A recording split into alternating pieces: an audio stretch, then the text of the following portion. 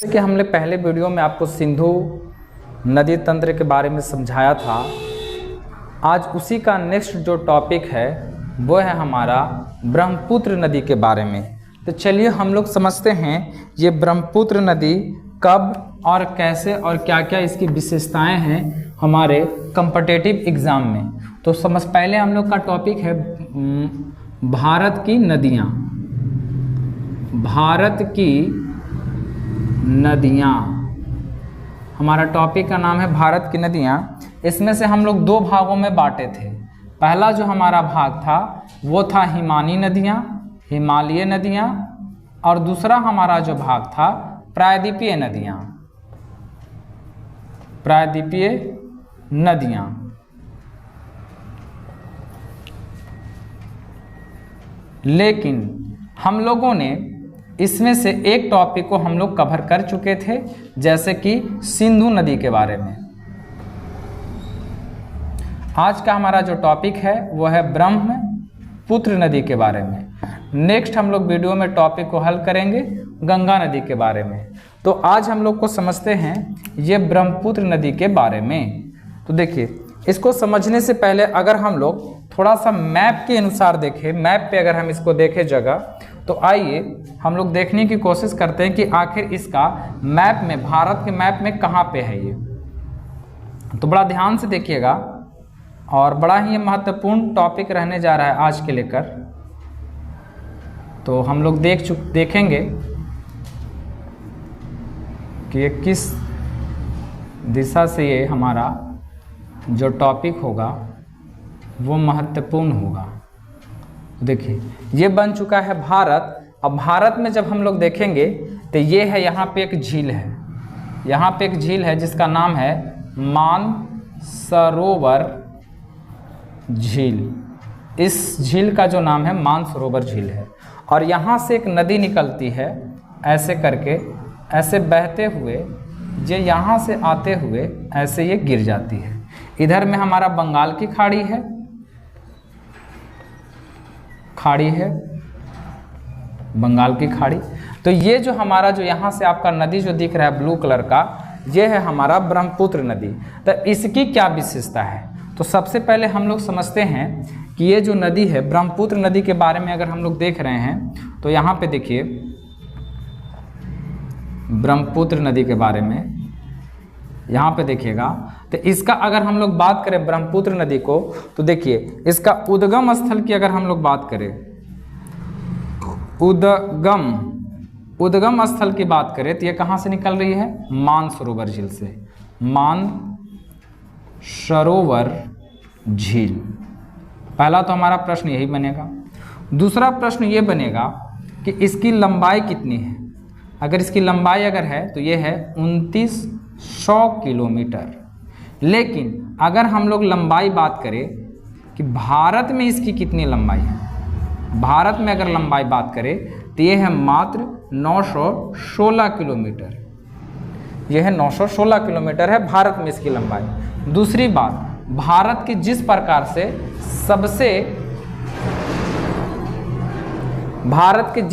से सबसे लंबी जो नदी है वो नदी है गंगा, उसी प्रकार से भारत की सबसे जो चौड़ी नदी है, सबसे ये चौड़ी नदी है भारत की, ये सबसे कौन सी नदी है?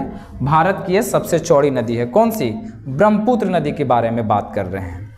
अब आते हैं कि ये जो ब्रह्मपुत्र नदी है अलग अलग देशों में अलग अलग के देशों के नाम से जाना जाता है, अलग अलग नामों से जाना जाता है। तो सबसे पहला जो हमारा यही प्रश्न उठता है कि ब्रह्मपुत्र जो नदी है उसको पहले इसका बहाव क्षेत्र हम लोग देख लेते हैं।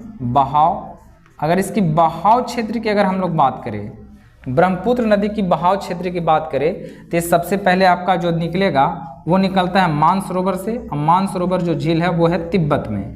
तिब्बत से गुजरते हुए ये आती है भारत।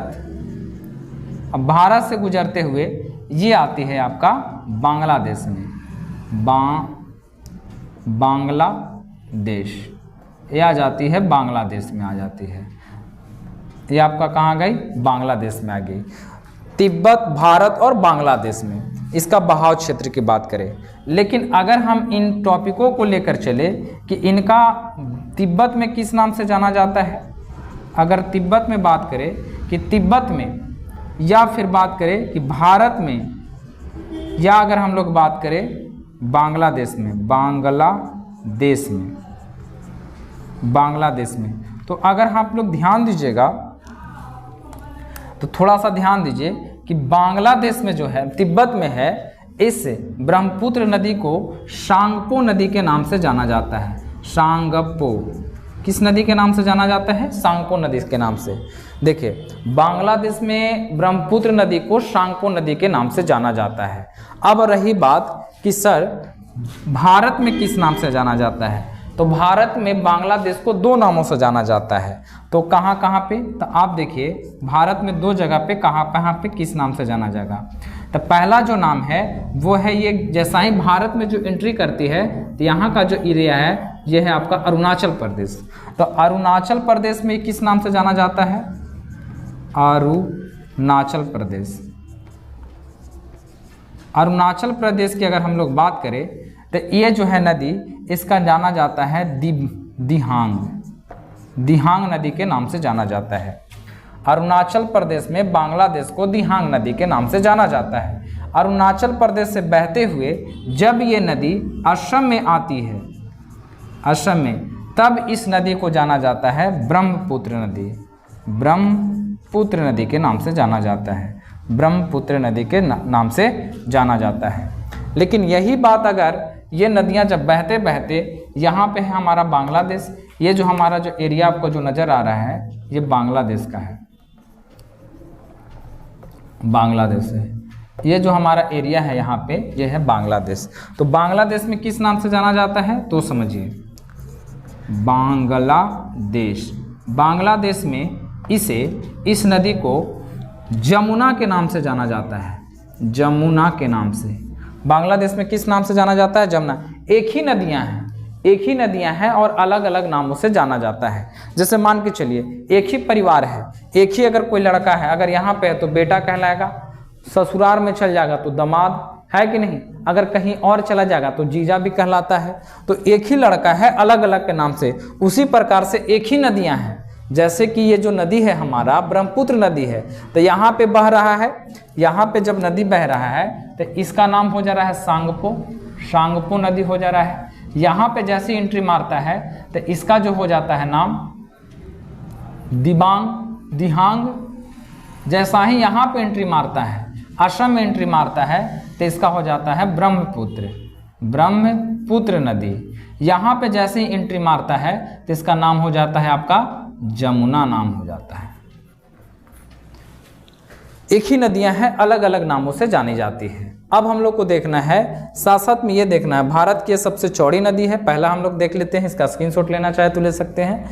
एक बार हम रिपीट फिर से मनवा देते हैं। ब्रह्मपुत्र नदी जो है इसका उद्गम स्थान है कहाँ? मानसरोवर झील।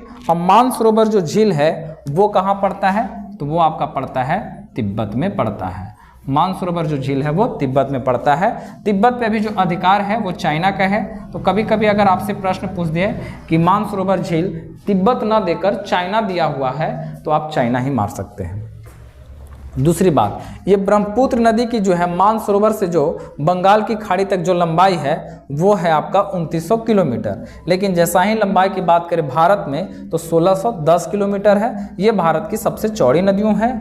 इसका बहाव क्षेत्र की बात करें, तिब्बत, भारत, बांग्लादेश, तिब्बत, भारत, बांग्लादेश। तिब्बत में सांगपो नदी, भारत में दो जगह पे अलग अलग नामों से, अरुणाचल प्रदेश और असम। अरुणाचल प्रदेश में दिबांग, असम में ब्रह्मपुत्र नदी के नाम से जाना जाता है।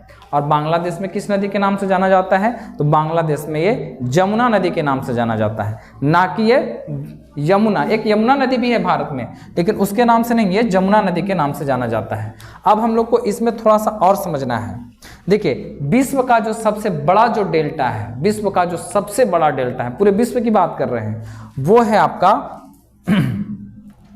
सुंदरबन डेल्टा है। लेकिन ये है आपका सुंदरबन डेल्टा जो है, ये ब्रह्मपुत्र नदी और गंगा नदी के मुहाने के आसपास है ये।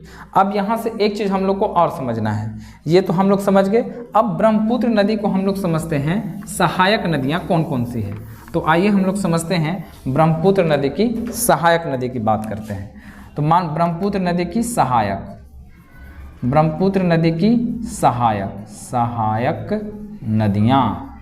अब ब्रह्मपुत्र नदी की ये बहुत प्रश्न पूछता है, डायरेक्ट आपसे पूछेगा इनमें से कौन सी नदियाँ नहीं है जो इनकी सहायक नदियाँ हैं। तो देखिए ये आपका नदी हो गया, आपका ऐसे करके ये आपका नदी हो गया, फिर से देखिए ये आपका ऐसे करके ऐसे नदी हो गया, बात समझिए। ये आपका नदी हो गया, यहाँ पे आपका है मानसरोवर, अभी है बंगाल की खाड़ी। यहाँ पे देखिएगा तो आपका मानसरोवर है, मानसरोवर झील, और यहाँ पे है आपका बंगाल की खाड़ी।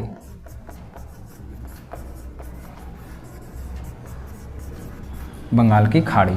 अब हम लोग को समझना है कि कौन कौन सी नदियाँ इसकी सहायक है। तो सबसे पहली बात करते हैं उत्तर साइड से मिलने वाली सहायक नदियाँ की। तो यहाँ से एक नदी आके ऐसे ऐसे मिलती है जिसका नाम है दिबांग। इसको और इधर में बनाते हैं थोड़ा सा, इसका नाम है ऐसे करके यहाँ पे आकर मिलती है, इसका नाम है दिहांग है, इसका नाम है दिबांग। कौन सी नदी है? दिबांग। ये आपका नदी है दिबांग। एक और नदियाँ ऐसे आकर मिलती है, इसका नाम है धनसिरी। क्या नाम है इसका? धनसिरी। धनसिरी, सॉरी धनसिरी नहीं है, दिबांग। लोहित नदियाँ हैं, लोहित। कौन सी नदियाँ हैं? लोहित नदियाँ। इसे खूनी नदी भी कहते हैं, इसको खूनी नदी भी कहा जाता है, खूनी नदी के नाम से भी जाना जाता है। किसको? लोहित नदी को। एक और जो नदियाँ हैं यहाँ से आती है, इसका नाम है धनसिरी। धनसिरी नदी है, समझ गए कि नहीं? दिबांग, लोहित, धनसिरी। एक और ऐसे करके एक नदियाँ हैं जिसका नाम है कोपिली। कौन सी नदी है इसका? कोपली नदी। तो ब्रह्मपुत्र नदी का हम लोग उत्तर साइड से मिलने वाली महत्वपूर्ण 4 नदियों के बारे में हम लोग जाना। पहला दिबांग, लोहित, धनसिरी, कोपिली। दिबांग, लोहित, धनसिरी और कोपली के बारे में। अब हम लोग को देखना है कि दक्षिण साइड से कौन कौन सी नदियाँ मिलती है। तो पहला जो हमारा ऐसे नदी करके है, पहला एक हमारा नदी है जिसका नाम है, यह है धनसिरी, इसका नाम है सुवर्णसिरी। सुवर्णसिरी नाम है, सुवर्णसिरी। कौन सी नदी है इसका? सुवर्णसिरी। एक और नदी जो यहाँ से आकर ऐसे से मिलती है, यहाँ पे जाकर मिल गई, इसका नाम है मानस। मानस, मानस। क्या नाम है? मानस। एक और नदी जो यहाँ से जाकर मिलेगी, इसका नाम है संकोश। कौन सा नदी है? संकोश नदी। तो इधर साइड से हम लोग देखें सुवर्णसिरी, मानस, संकोश, और एक और नदी है जिसका नाम है तीस्ता। इसका नदी का नाम है तीस्ता। कौन सा नदी है? तीस्ता नदी है। तो हम लोग देखें उत्तर साइड से 4 ठो नदियाँ, दक्षिण साइड से 4 ठो नदियाँ। किस नदी की सहायक नदियाँ हैं? तो ये ब्रह्मपुत्र नदी की सहायक नदियाँ हैं। तो ये सारी जो नदियाँ हैं वो हमारे एग्जाम में रहते हैं। अब प्रश्न कैसे बनेगा एग्जाम में? तो ये जो हमारा जो प्रश्न बनने जा रहा है एग्जाम में, वो इस टाइप से बनेगा। देखिएगा, ये जो हमारा प्रश्न है इस टाइप से बनेगा। जैसे कि समझिए कि इनमें से कौन सी ब्रह्मपुत्र नदी की सहायक नदी नहीं है। तो आपको कहीं और कुछ नदियाँ दे देगा, और इसमें से 4 नदी दे देगा, एगो नहीं देगा। तो आपको सारी नदियाँ पता रहेगा, तब जाके आपको लग जाएगा। जैसे कि ये हमारा जो वीडियो है ब्रह्मपुत्र नदी, ब्रह्मपुत्र जल तंत्र के बारे में, इसके बाद हमारे जो अगली जो वीडियो आने वाली है वो है गंगा नदी तंत्र के बारे में। हम लोग एक एक नदियां महत्वपूर्ण करके, जो एग्जाम के दृष्टिकोण से महत्वपूर्ण है, उसको हम लोग करके एक एक करके निपटारा कर देंगे। तो आज का जो हमारा टॉपिक था यही था, ब्रह्मपुत्र नदी। और इसको हम लोग जितने जो डीप से पूछना था या फिर जितना डीप से प्रश्न पूछता है उतना हम लोग देख लिए हैं। बाकी हमारा जो क्लास रहेगा वो नेक्स्ट क्लास में इसके आगे हम लोग बता देंगे। जय हिंद।